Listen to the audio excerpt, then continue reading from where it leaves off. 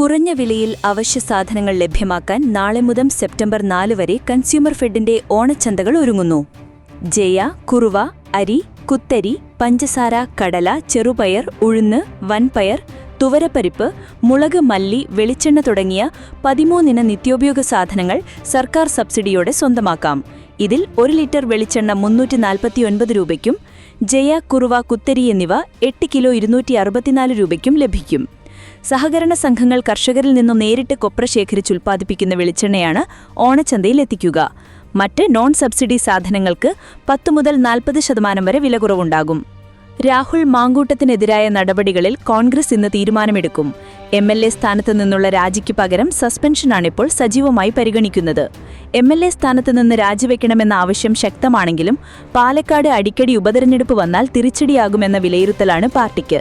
ഇതോടെ രാഹുലിനെ സസ്പെൻഡ് ചെയ്ത് വിവാദങ്ങളെക്കുറിച്ച് അന്വേഷിക്കാൻ ഒരു കമ്മിറ്റിയെ വയ്ക്കാനാണ് നീക്കം. രാഹുൽ മാങ്കൂട്ടത്തിൽ രാജിവെച്ചാൽ പാലക്കാട് വീണ്ടും ഉപതെരഞ്ഞെടുപ്പ് നടക്കാനുള്ള സാധ്യത എത്രത്തോളമുണ്ടെന്ന് നിയമോപദേശം തേടി കോൺഗ്രസ്.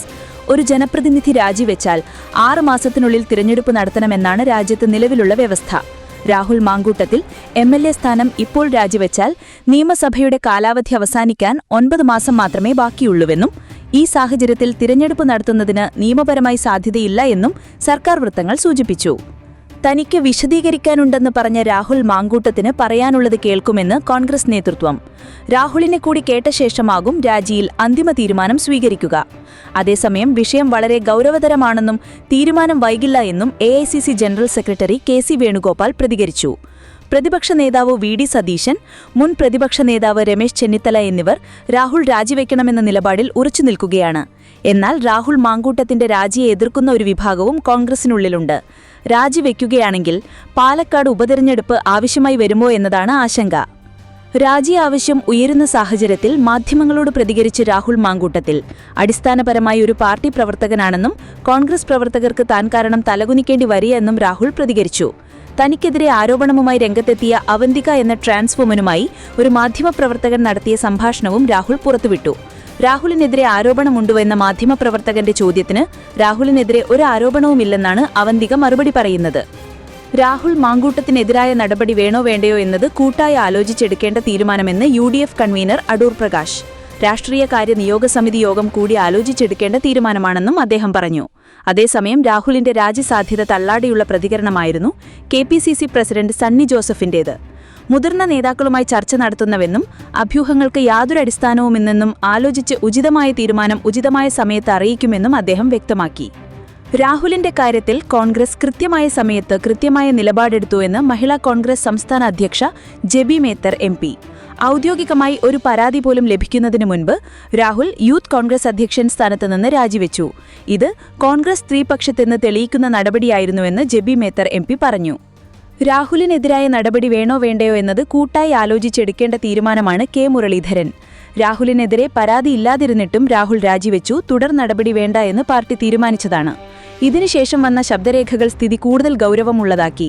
ശബ്ദരേഖയുടെ ആധികാരികത പരിശോധിക്കണമെന്നും കുറ്റാരോപിതനെ സംരക്ഷിക്കുന്ന നിലപാട് പാർട്ടി സ്വീകരിക്കില്ലെന്നും അദ്ദേഹം പറഞ്ഞു. രാഹുൽ രാജിവെക്കണമെന്ന ആവശ്യം കോൺഗ്രസിൽ നിന്ന് തന്നെ ഉയർന്നുവന്നത് സ്വാഗതാർഹമാണെന്ന് മന്ത്രി P രാജീവ് പ്രതികരിച്ചു. രാഹുലിന്റെ രാജി കേരളത്തിന്റെ പൊതുവികാരമായെന്നും സംരക്ഷണയിൽ വളർത്തിക്കൊണ്ടുവന്നവർക്കും ഉത്തരവാദിത്തമുണ്ടെന്നും ഏതെങ്കിലും ഒരു താൽക്കാലിക വേതന സംഹാരി കൊണ്ട് തീർക്കാവുന്ന കാര്യമല്ലതെന്നും മന്ത്രി P രാജീവ് പ്രതികരിച്ചു. രാഹുൽ മാങ്കൂട്ടത്തിൽ ഒരു നിമിഷം മുൻപ് രാജിവെച്ചാൽ അത്രയും നല്ലതാണ്. ഇത് ധാർമ്മിക ഉത്തരവാദിത്തമാണെന്നും ഉമാ തോമസ് MLA പറഞ്ഞു. ഇത്രയും ആരോപണങ്ങൾ ഉയർന്നു വന്നിട്ടും രാഹുൽ ഇതുവരെ ഒരു മാനനഷ്ട കേസ് പോലും നൽകിയിട്ടില്ല. അതിനർത്ഥം ആരോപണങ്ങളെല്ലാം ശരിയാണ്, ഇതൊക്കെ ചെയ്തു എന്നാണല്ലേ എന്നാണ് ഉമാ തോമസ് പ്രതികരിച്ചത്. അതേസമയം രാഹുൽ മാങ്കൂട്ടത്തിനെതിരെ ഫേസ്ബുക്ക് പോസ്റ്റുമായി KC വേണുഗോപാലിന്റെ ഭാര്യ ആശയമെത്തി. സ്ത്രീകൾ ഭയന്നാണ് രാഹുലിനെക്കുറിച്ചുള്ള വാർത്തകൾ കേൾക്കുന്നത്. സ്ത്രീകളെ സ്നേഹം നടിച്ചു വലയിൽ വീഴ്ത്തുമെന്ന വാർത്തകളാണ് വരുന്നതെന്ന് അവർ ഫേസ്ബുക്കിൽ കുറിച്ചു. രാഹുൽ മാങ്കൂട്ടത്തിനെതിരെ ലൈംഗികാരോപണങ്ങളുടെ പശ്ചാത്തലത്തിൽ MLA സ്ഥാനം രാജിവെക്കണമെന്ന ആവശ്യം കോൺഗ്രസ് പാർട്ടിയിൽ പോലും അതിശക്തമായിട്ടും രാഹുൽ പ്രതിരോധിച്ചു നിൽക്കുന്നതിൽ പ്രതികരിച്ച് വിദ്യാഭ്യാസ മന്ത്രി V ശിവൻകുട്ടി രംഗത്തെത്തി. ഒറ്റവരിയുള്ള ഫേസ്ബുക്ക് കുറിപ്പിലൂടെ ഷാഫി പറമ്പിലിനെതിരെ കൂടിയാണ് ശിവൻകുട്ടിയുടെ പ്രഹരം. പറമ്പിലാണ് മാങ്കൂട്ടം വളരുന്നത് എന്നാണ് ശിവൻകുട്ടി ഫേസ്ബുക്കിൽ കുറിച്ചത്. രാഹുൽ രാജിവെച്ചാൽ നിയമസഭയ്ക്ക് 1 വർഷം കാലാവധി ബാക്കിയില്ലെന്ന കാരണത്താൽ പാലക്കാട്ട് ഉപതിരഞ്ഞെടുപ്പ് നടത്താൻ ജനപ്രാതിനിധ്യ നിയമപ്രകാരം വ്യവസ്ഥയില്ല. എന്നാൽ ഹരിയാനയിലെ കർണാൾ ഉപതിരഞ്ഞെടുപ്പ് കേസിൽ പഞ്ചാബ് ഹരിയാന ഹൈക്കോടതിയുടെ വിധി ഇതിനു വിരുദ്ധമായിരുന്നു. പ്രത്യേക സാഹചര്യങ്ങൾ കണക്കിലെടുത്ത് 1 വർഷമാണെങ്കിലും ഉപതിരഞ്ഞെടുപ്പ് നടത്താമെന്നാണ് ഈ കേസിൽ തെരഞ്ഞെടുപ്പ് കമ്മീഷന്റെയും വാദം. ഈ വിധി സുപ്രീം കോടതി ഇടക്കാല ഉത്തരവിലൂടെ സ്റ്റേ ചെയ്തെങ്കിലും ഉപതിരഞ്ഞെടുപ്പ് നടത്താനുള്ള കമ്മീഷന്റെ അധികാരത്തെ ചോദ്യം ചെയ്തിട്ടില്ല. തിരഞ്ഞെടുപ്പിന്റെ പ്രസക്തി നിശ്ചയിക്കാനുള്ള അധികാരം തെരഞ്ഞെടുപ്പ് കമ്മീഷനാണെന്ന വ്യാഖ്യാനത്തിനാണ് ആധികാരികതയെന്ന നിയമോപദേശമാണ് കോൺഗ്രസിന് ബിജെപിക്ക് സ്വാധീനമുള്ള മണ്ഡലമെന്ന് കണക്കിലെടുത്ത് തിരഞ്ഞെടുപ്പിനു കേന്ദ്രം കളമൊരുക്കുമോ എന്ന ആശങ്ക കോൺഗ്രസിനുണ്ട്. പാലക്കാട് ഉപതിരഞ്ഞെടുപ്പിലേക്ക് നീങ്ങിയ CPI-യിലെ വാഴൂർ സോമൻ അന്തരിച്ചതുമൂലം ഒഴിവുവന്ന പീരുമേട്ടും ഉപതിരഞ്ഞെടുപ്പ് വേണ്ടിവരും. വാഷിംഗ്ടൺ യുക്രൈനുമായുള്ള യുദ്ധം അവസാനിപ്പിക്കാനുള്ള നീക്കത്തിന്റെ ഭാഗമായാണ് ഇന്ത്യക്കെതിരെ 50% താരിഫ് പ്രഖ്യാപിച്ചതെന്ന് US vice president JD Vance. യുദ്ധം നിർത്തുന്നതിന് റഷ്യയെ നിർബന്ധിക്കാൻ പ്രസിഡന്റ് ഡൊണാൾഡ് ട്രംപ് സ്വീകരിച്ച മാർഗമാണ് ഉയർന്ന തീരുവ നടപടിയെന്നും വാൻസ് പറഞ്ഞു. നടപടിയിലൂടെ ആക്രമണാത്മക സാമ്പത്തിക സ്വാധീനമാണ് ട്രംപ് ലക്ഷ്യമിടുന്നതെന്നും അസംസ്കൃത എണ്ണ വിറ്റ് റഷ്യ കൂടുതൽ സമ്പന്നരാകുന്നത് ബുദ്ധിമുട്ടാകുമെന്നും വാൻസ് പറഞ്ഞു. യുക്രൈനിലെ റഷ്യയുടെ സൈനിക പ്രവർത്തനങ്ങൾ തടയുന്നതിനുള്ള സമ്മർദ്ദ തന്ത്രമായി ട്രംപിന്റെ ദ്വിതീയ തീരുവ നീക്കത്തെ വാൻസ് വിലയിരുത്തി. ഇന്ത്യ റഷ്യയിൽ നിന്ന് വിലക്കുറവിൽ എണ്ണ വാങ്ങുന്നതിൽ ട്രംപ് സർക്കാർ നേരത്തെ തന്നെ എതിർപ്പ് പ്രകടിപ്പിച്ചിരുന്നു. അതേസമയം റഷ്യൻ എണ്ണ വാങ്ങുന്ന പ്രധാന രാജ്യമായ ചൈനയെ വിമർശിക്കുന്നതിൽ നിന്ന് ട്രംപ് വിട്ടുനിൽക്കുകയാണെന്ന വിമർശനവും ഒരു ഭാഗത്ത് ഉയരുന്നുണ്ട്. റഷ്യ യുക്രൈൻ യുദ്ധം അവസാനിപ്പിക്കുന്നതിന് ട്രംപിന് സാധിക്കുമെന്നും വാൻസ് ശുഭാപ്തി വിശ്വാസം പ്രകടിപ്പിച്ചു. ഇന്ത്യയ്ക്കുമേൽ ഉയർന്ന താരിഫ് പ്രഖ്യാപിച്ചതിലൂടെ ട്രംപിനുള്ള റഷ്യയുടെ സന്ദേശം വ്യക്തമാണെന്നും വാൻസ് വിശദീകരിച്ചു.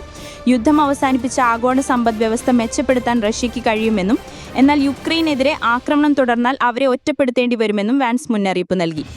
രായ്പൂർ സാമ്പത്തികമായി ദുർബലമായ കാലയളവിൽ ജോലിയില്ലാതിരിക്കുന്ന ഭർത്താവിനെ പരിഹസിക്കുന്നത് മാനസിക പീഡനത്തിന് തുല്യമാണെന്ന് ഛത്തീസ്ഗഡ് ഹൈക്കോടതി.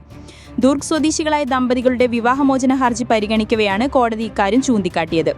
ജസ്റ്റിസ് രജനി ദുബെ, ജസ്റ്റിസ് അമിതേന്ദ്ര കിഷോർ പ്രസാദ് എന്നിവരടങ്ങിയ ഡിവിഷൻ ബെഞ്ചിന്റേതാണ് വിധി. ഭർത്താവിനെയും മകനെയും കാരണമില്ലാതെ ഉപേക്ഷിക്കുക, സാമ്പത്തിക ബുദ്ധിമുട്ടുകൾക്കിടയിൽ ഭർത്താവിനെ പരിഹസിക്കുക, കോടതി നടപടിക്രമങ്ങളിൽ ഹാജരാക്കാതിരിക്കുക എന്നിവ പരിഗണിച്ച കോടതി ദമ്പതികൾക്ക് വിവാഹമോചനം അനുവദിച്ചു. 1996 ദമ്പതികൾ വിവാഹിതരായത്. ഇവർക്ക് 19 വയസ്സുള്ള ഒരു മകളും 16 വയസ്സുള്ള ഒരു മകനുമുണ്ട്. കോവിഡ് സമയത്ത് ഭർത്താവിന് ജോലി നഷ്ടപ്പെട്ടിരുന്നു. ഇതോടെ ജോലി നഷ്ടപ്പെട്ട് സാമ്പത്തികമായി ബുദ്ധിമുട്ടിയ ഇയാളെ ഭാര്യ പരിഹസിച്ചുവെന്ന് അഭിഭാഷകൻ കോടതിയിൽ പറഞ്ഞു. 2020 ഓഗസ്റ്റിൽ ഇരുവരും തമ്മിൽ തർക്കമുണ്ടാകുകയും 52 വയസ്സുള്ള അഭിഭാഷകയായ ഭാര്യ മകളോടൊപ്പം താമസം മാറുകയും ചെയ്തു. 2020 സെപ്റ്റംബർ മുതൽ ദമ്പതികൾ വേർപിരിഞ്ഞാണ് താമസിക്കുന്നത് എന്നും അഭിഭാഷകൻ കോടതിയെ അറിയിച്ചു. ഇതോടെ ഭാര്യയുടെ പ്രവൃത്തി ഒളിച്ചോട്ടത്തിന് തുല്യമാണെന്ന് കണ്ടെത്തിയ കോടതി ഇവരുടെ പെരുമാറ്റം ഭർത്താവിനെ മാനസിക പീഡനത്തിന് ഇരയാക്കിയതായി തുടർന്ന് വിവാഹമോചനത്തിന് അനുമതി നൽകുകയായിരുന്നു. ഉത്തർപ്രദേശിന്റെ ബുലന്ദ്ഷഹറിൽ ട്രാക്ടറിലേക്ക് ട്രക്ക് ഇടിച്ചു കയറി വൻ അപകടം. തിങ്കളാഴ്ച പുലർച്ചെ 2:10 അപകടത്തിൽ 8 പേർ മരിച്ചതായി PTI റിപ്പോർട്ട് ചെയ്തു. 43 പേർക്ക് പരിക്കുണ്ട്. തീർത്ഥാടകരുമായി പോയ ട്രാക്ടറിലേക്കാണ് അമിതവേഗത്തിലെത്തിയ ട്രക്ക് ഇടിച്ചു കയറിയതെന്ന് പോലീസ് പറഞ്ഞു. ദേശീയപാത 34-ലെ അർണിയ ബൈപ്പാസിന് സമീപമായിരുന്നു അപകടം. ട്രാക്ടറിന് പിന്നിലേക്ക് ഇടിച്ചു കയറിയ ട്രക്ക് ഇടിയുടെ ആഘാതത്തിൽ മറിഞ്ഞു. കാസ്ഗഞ്ച് ജില്ലയിലെ റാഫത്പൂർ ഗ്രാമത്തിൽ നിന്ന് രാജസ്ഥാനിലെ ജഹർപീറിലേക്ക് പോകുകയായിരുന്നു തീർത്ഥാടകർ. 61 പേരാണ് ട്രാക്ടറിൽ ഉണ്ടായിരുന്നതെന്നാണ് പോലീസ് പറയുന്നത്. പരിക്കേറ്റവരിൽ 3 പേരുടെ നില അതീവ ഗുരുതരമായി തുടരുകയാണ്. 2025 ജാനുവരി 27, 28, മെയ് 25 തീയതികളിലെ സ്ഥലത്തെ CCTV ദൃശ്യങ്ങൾ ഉൾപ്പെടെ പരിശോധിക്കാൻ പോലീസും മാധ്യമങ്ങളും തയ്യാറാകണമെന്ന് പ്രശാന്ത് ശിവൻ പറഞ്ഞു. ഇതേക്കുറിച്ച് വ്യക്തിപരമായി കൂടുതൽ അന്വേഷിക്കുന്നതായും പ്രശാന്ത് ശിവൻ പറഞ്ഞു. ട്രാൻസ് വനിത അവന്തിക ഉന്നയിച്ച ആരോപണങ്ങൾ ചെറുക്കാൻ അവരുടേതെന്ന് പറഞ്ഞ രാഹുൽ അവതരിപ്പിച്ച സന്ദേശത്തെക്കുറിച്ചും അന്വേഷിക്കണം. അവന്തികയുടെ വെളിപ്പെടുത്തലിന് പിന്നിൽ താനാണെന്ന ചിലരുടെ പ്രചാരണം അടിസ്ഥാനരഹിതമാണ്. രാഹുൽ MLA-യിൽ നിന്ന് വല്ലാതെ ബുദ്ധിമുട്ട് അനുഭവപ്പെടുന്നുവെന്ന് അവന്തിക 21-ന് ഉച്ചയ്ക്ക് സന്ദേശത്തിലൂടെ അറിയിച്ചപ്പോൾ തുറന്നു പറയാൻ ധൈര്യം നൽകിയത്. കോൺഗ്രസിന് വേണ്ടാത്തവരെ തള്ളാനുള്ള സ്ഥലമല്ല പാലക്കാടെന്നും രാഹുൽ മാങ്കൂട്ടം MLA സ്ഥാനം രാജിവെക്കുന്നതുവരെ BJP ശക്തമായ സമരം തുടരുമെന്നും പ്രശാന്ത് ശിവൻ പറഞ്ഞു. രാഹുൽ മാങ്കൂട്ടത്തിനെതിരായ ആരോപണം ദേശീയതലത്തിൽ BJP ചർച്ചയാക്കി. രാഹുൽ ഗാന്ധിയോടൊപ്പം രാഹുൽ മാങ്കൂട്ടം നിൽക്കുന്ന ചിത്രം BJPയുടെ ഒഫീഷ്യൽ സമൂഹമാധ്യമ പേജിൽ പങ്കുവച്ചു. സ്ത്രീകൾക്കെതിരായ അതിക്രമണം മറ്റൊരു കോൺഗ്രസ് നേതാവിനെതിരെ കൂടി ആരോപണമെന്ന വാചകങ്ങളോടെയാണ് ചിത്രം പങ്കുവച്ചത്. രാഹുൽ ഗാന്ധിയുടെ അടുത്ത അനുയായിയും യൂത്ത് കോൺഗ്രസ് സംസ്ഥാന പ്രസിഡന്റും MLA-യുമാണ് ആരോപണ വിധേയനെന്നും ചിത്രത്തിലുണ്ട്. രാഹുലിനെതിരെ വാർത്താ സമ്മേളനം നടത്തിയ BJP കേരള സംസ്ഥാന അധ്യക്ഷൻ രാജീവ് ചന്ദ്രശേഖർ കോൺഗ്രസിന്റെ ലെഡ് കി ഹും ലഡ് ശക്തി ഹും ക്യാമ്പയിൻ സംബന്ധിച്ച് പരാമർശിച്ചതും ചർച്ച ദേശീയതലത്തിൽ സജീവമാക്കാൻ ലക്ഷ്യമിട്ടായിരുന്നു. 2022 ഉത്തർപ്രദേശിൽ BJP ഉന്നമിട്ട പ്രിയങ്ക ഗാന്ധി നയിച്ച സ്ത്രീ ശാക്തീകരണ ക്യാമ്പയിനായിരുന്നു ലെഡ് കി ഹും ലഡ് ശക്തി ഹും. റഷ്യ യുക്രൈൻ യുദ്ധം അവസാനിപ്പിക്കുന്നതിൽ വഴിത്തിരിവായേക്കാവുന്ന റഷ്യൻ നിലപാടുമാറ്റം വെളിപ്പെടുത്തി യു.എസ്. വൈസ് പ്രസിഡന്റ് ജെ.ഡി. വാൻസ്. യുദ്ധാനന്തരം ഇനിയൊരാക്രമണത്തിൽ നിന്ന് യുക്രൈനിന് സംരക്ഷണമേകാനുള്ള നീക്കങ്ങളോട് റഷ്യ അനുകൂല നിലപാട് അറിയിച്ചതുൾപ്പെടെയാണ് വാൻസ് പരാമർശിച്ചത്. തങ്ങളുടെ പാവ സർക്കാരിനെ യുക്രൈനിൽ സ്ഥാപിക്കാനാകില്ലെന്ന തിരിച്ചറിവും അവർ പ്രകടിപ്പിച്ചു. എന്നാൽ യുദ്ധം അവർ നിർത്തുമെന്ന് ഉറപ്പിച്ചു പറയാനാകില്ല എന്നും വാൻസ് പറഞ്ഞു. യുദ്ധം തുടങ്ങി 3.5 വർഷത്തിനു ശേഷം ആദ്യമായാണ് റഷ്യ ഇങ്ങനെയൊരു നിലപാട് മാറ്റം നടത്തുന്നതെന്നും അദ്ദേഹം അറിയിച്ചു. യു.എസ്. പ്രസിഡന്റ് ഡൊണാൾഡ് ട്രംപും റഷ്യൻ പ്രസിഡന്റ് വ്ളാഡിമിർ പുടിനും തമ്മിൽ അലാസ്കയിൽ ഏതാനും ദിവസം മുൻപ് കൂടിക്കാഴ്ച നടത്തിയിരുന്നു. അജണ്ട അംഗീകരിക്കും വരെ വ്ളാഡിമിർ പുടിൻ വൊളോഡിമിർ സെലൻസ്കി കൂടിക്കാഴ്ചയില്ലെന്ന് കഴിഞ്ഞ ദിവസം റഷ്യൻ വിദേശകാര്യമന്ത്രി സെർഗെയ് ലാവ്റോ നിലപാട് സ്വീകരിച്ചിരുന്നു. കൂടിക്കാഴ്ചയ്ക്ക് വ്യക്തമായ അജണ്ടയുണ്ടെങ്കിൽ ചർച്ചയ്ക്ക് പ്രസിഡന്റ് പുടിൻ തയ്യാറാണെന്ന് അറിയിച്ചിട്ടുണ്ട്. യു.എസ്. പ്രസിഡന്റ് ഡൊണാൾഡ് ട്രംപ് ഉന്നയിച്ച നിരവധി വിഷയങ്ങളിൽ വിട്ടുവീഴ്ചയ്ക്ക് റഷ്യ തയ്യാറായിട്ടുണ്ടെന്നും അദ്ദേഹം പറഞ്ഞു. ഗാസ സിറ്റിയിൽ ഇസ്രയേൽ നടത്തിയ ആക്രമണങ്ങളിൽ കുട്ടികളടക്കം 63 പലസ്തീൻകാർ കൊല്ലപ്പെട്ടു. ഗാസ സിറ്റിയിലെ സെയ്ത്തൂൻ, ഷെജ്യ പട്ടണങ്ങളിൽ ഒട്ടേറെ വീടുകളും റോഡുകളും ബോംബിട്ട് തകർത്തു. ജബാലിയ പട്ടണത്തിലും രാത്രി മുഴുവനും ബോംബിംഗ് തുടർന്നു. ഈ മേഖലകൾ വലഞ്ഞ ഇസ്രയേൽ ടാങ്കുകൾ കനത്ത ഷെല്ലാക്രമണവും നടത്തി. ഇസ്രയേലിന്റെ പിന്തുണയോടെ ഗാസ ഹ്യൂമാനിറ്റേറിയൻ ഫൗണ്ടേഷൻ നടത്തുന്ന സഹായ വിതരണ കേന്ദ്രത്തിലേക്ക് പോകുകയായിരുന്ന ജനക്കൂട്ടത്തിനു നേരെയും വെടിവയ്പുണ്ടായി. ആക്രമണത്തിൽ 4 പേർ കൊല്ലപ്പെട്ടു. ആക്രമണത്തെക്കുറിച്ച് പ്രതികരിക്കാൻ ഇസ്രയേൽ സൈന്യം തയ്യാറായില്ല. അതേസമയം ഗാസയിൽ പട്ടിണി മൂലം ഒരു കുട്ടി ഉൾപ്പെടെ 8 പേർ കൂടി മരിച്ചു. ഇതോടെ 115 കുട്ടികളടക്കം പട്ടിണി മരണം 289 ഗാസ സിറ്റിയിൽ നിന്ന് ആയിരക്കണക്കിന് ആളുകൾ കഴിഞ്ഞ ദിവസങ്ങളിൽ ഒഴിഞ്ഞുപോയെങ്കിലും ഭൂരിപക്ഷം പേരും നഗരത്തിൽ തുടരുകയാണെന്നാണ് റിപ്പോർട്ട്. ഗാസയിലെ ആകെ ജനസംഖ്യയിലെ പകുതിയോളം വരുന്ന 10 ലക്ഷം പേർ ഗാസ സിറ്റിയിലാണുള്ളത്. ഇസ്രയേൽ ആക്രമണങ്ങളിൽ ഇതുവരെ കൊല്ലപ്പെട്ട പലസ്തീൻകാരുടെ എണ്ണം 62,622 ഉയർന്നു. യു.എസിനെ അനുസരിക്കാൻ നടത്തുന്ന സമ്മർദ്ദത്തിന് ഒരിക്കലും വഴങ്ങില്ല എന്ന് ഇറാന്റെ പരമോന്നത നേതാവ് ആയത്തുള്ള അലി ഖമനെയി ദേശീയ മാധ്യമത്തിന് നൽകിയ പ്രസ്താവനയിലാണ് ഖമനെയി നിലപാട് വ്യക്തമാക്കിയത്. ഒമാൻ മധ്യസ്ഥതയിൽ യു.എസുമായി നടത്തിവന്നിരുന്ന ആണവ ചർച്ച ജൂണിൽ ഇസ്രയേൽ ഇറാൻ ആക്രമിച്ചതിന് പിന്നാലെ നിർത്തിവച്ചിരുന്നു. യൂറോപ്യൻ വൻശക്തികളുമായി ചർച്ച പുനരാരംഭിക്കാമെന്ന് ഇറാൻ സമ്മതിച്ചതിന് പിന്നാലെയാണ് ഖമനെയുടെ പ്രഖ്യാപനം. ആണവ വിഷയത്തിൽ യു.എസിന് ഇറാൻ വഴങ്ങില്ല, നേരിട്ട് ചർച്ചയില്ലെന്നും ഖമനെയി പറഞ്ഞു. അവർക്ക് ഇറാൻ യു.എസിന് വിധേയമാകണം എന്ന നിർബന്ധമുണ്ട്. ഇത്തരം തെറ്റിദ്ധാരണയുള്ളവർക്കെതിരെ ഇറാനിയൻ ജനത തങ്ങളുടെ മുഴുവൻ ശക്തിയോടും കൂടെ നിലകൊള്ളും. യു.എസുമായുള്ള നേരിട്ടുള്ള ചർച്ചകൾ നടത്താൻ ഞങ്ങളെ ഭീഷണിപ്പെടുത്തുന്നവർ പുറമോടികൾ മാത്രമാണ് കാണുന്നത്. യു.എസുമായുള്ള പ്രശ്നം പരിഹരിക്കാനാവാത്തതാണ്, ഖമനെയി പറഞ്ഞു. ബ്രിട്ടനിൽ ക്രിമിനൽ കുറ്റങ്ങൾ ചെയ്യുന്നവർക്ക് യാത്രാവിലക്ക് ഉൾപ്പെടെ കർശന നിരോധനങ്ങൾ ഉൾപ്പെടുന്ന ശിക്ഷയ്ക്ക് നിയമഭേദഗതി. സ്പോർട്സ്, സംഗീതവേദികൾ, പബ്ബുകൾ ഉൾപ്പെടെ ഒട്ടേറെ പൊതുവേദികളിൽ കുറ്റവാളികൾക്ക് വിലക്കേർപ്പെടുത്തും. നലലിയിൽ ഉപയോഗത്തിന് സമൂഹസേവന ശിക്ഷ ലഭിക്കുന്നവർക്ക് ആ സേവന കേന്ദ്രങ്ങളിൽ മാത്രം യാത്രാസ്വാതന്ത്ര്യം അനുവദിക്കാൻ കോടതിക്ക് അധികാരം നൽകുന്നതാണ് നിയമഭേദഗതി. എല്ലാ കുറ്റവാളികളും ഇടയ്ക്കിടെ ലഹരിവസ്തു ഉപയോഗ പരിശോധനയ്ക്ക് വിധേയരാകേണ്ടിവരും. വർദ്ധിച്ചുവരുന്ന കുറ്റകൃത്യങ്ങൾ കുറയ്ക്കുന്നതിന്റെ ഭാഗമായാണിതെന്ന് നിയമ സെക്രട്ടറി ഷബാന മഹ്മൂദ് അറിയിച്ചു. ഏത് സാഹചര്യത്തിലും എല്ലാ കുറ്റങ്ങൾക്കും വിലക്ക് ശിക്ഷ ഏർപ്പെടുത്തുന്നത് പരിഗണനയിലുണ്ടെന്നും അവർ പറഞ്ഞു. കുറ്റവാളികൾ വർദ്ധിച്ചതിന് തുടക്കം ബ്രിട്ടനിലെ ജയിലുകളിൽ ഇടമില്ലാത്ത പ്രശ്നം നേരിട്ടിരുന്നു. ഹൂത്തികളെ ലക്ഷ്യമിട്ട് യമൻ തലസ്ഥാനമായ സനായിൽ ഇസ്രയേൽ ബോംബാക്രമണം നടത്തി 2 പേർ കൊല്ലപ്പെടുകയും 5 പേർക്ക് പരിക്കേൽക്കുകയും ചെയ്തതായാണ് റിപ്പോർട്ട്. സനായിലെ എണ്ണ ശുദ്ധീകരണശാലയും 2 വൈദ്യുത നിലയങ്ങളുമാണ് ലക്ഷ്യമിട്ടത്. സൈനിക താവളത്തിന് നേരെയും ആക്രമണമുണ്ടായതായി യമൻ TV റിപ്പോർട്ട് ചെയ്തു. ഇവിടെയാണ് പ്രസിഡന്റിന്റെ കൊട്ടാര സമുച്ചയം സ്ഥിതി ചെയ്യുന്നത്. സനായിൽ ഇസ്രയേൽ ആക്രമണം നടന്നതായി ഹൂത്തി കേന്ദ്രങ്ങൾ സ്ഥിരീകരിച്ചു. വെള്ളിയാഴ്ച ഇസ്രയേലിലേക്ക് ഹൂത്തികൾ നടത്തിയ ബാലിസ്റ്റിക് മിസൈൽ ആക്രമണത്തിന് തിരിച്ചടിയാണിത്.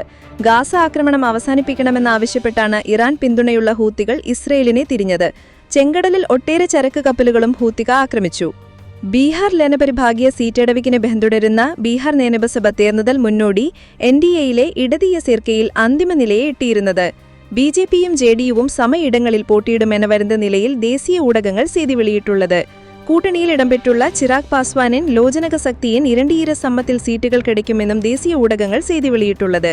2020 നിതീഷ് കുമാറിൻ തലമയിൽ JDU 115 സീറ്റുകളിൽ പോട്ടിയിട്ട് 43 സീറ്റുകളിൽ മാത്രമേ വെട്ടിപ്പെട്ടിരുന്നത്.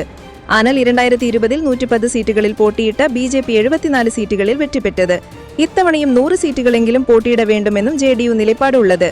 മൊത്തത്തിൽ 243 സീറ്റുകളുള്ള ബീഹാർ നിയമസഭയിൽ 131 എണ്ണതുവൻ ചേർക്കയാണ് NDAയിൻ അംഗബലമാകെ ഇരിക്കുന്നത്. அக்டோபர் நவம்பர் மாதங்களிலாக பீகார் நேனபசப தேர்தல் நடக்குமென்னு வருந்த நிலையில் மக்களவை எதிர்க்கட்சித் தலைவர் ராகுல் காந்தியும் ஆர்ஜேடி தலைவர் தேஜஸ் யாதவும் വോട്ടർ അധികാര യാത്രയുമായി കളം പിടിച്ചതോടെ എതിർക്കക്ഷി കൂട്ടണിயின் പ്രചാരണം മണ്ഡലത്തിൽ ശക്തമായിരിക്കുന്നത്. ബിജെപിയും ജെഡിയുവും 100-105 സീറ്റുകളിൽ പോട്ടിയിടുമെന്ന വരുന്ന നിലയിൽ ദേശീയ ഊടകങ്ങൾ ചെയ്തി വെളിയിട്ടുള്ളത്.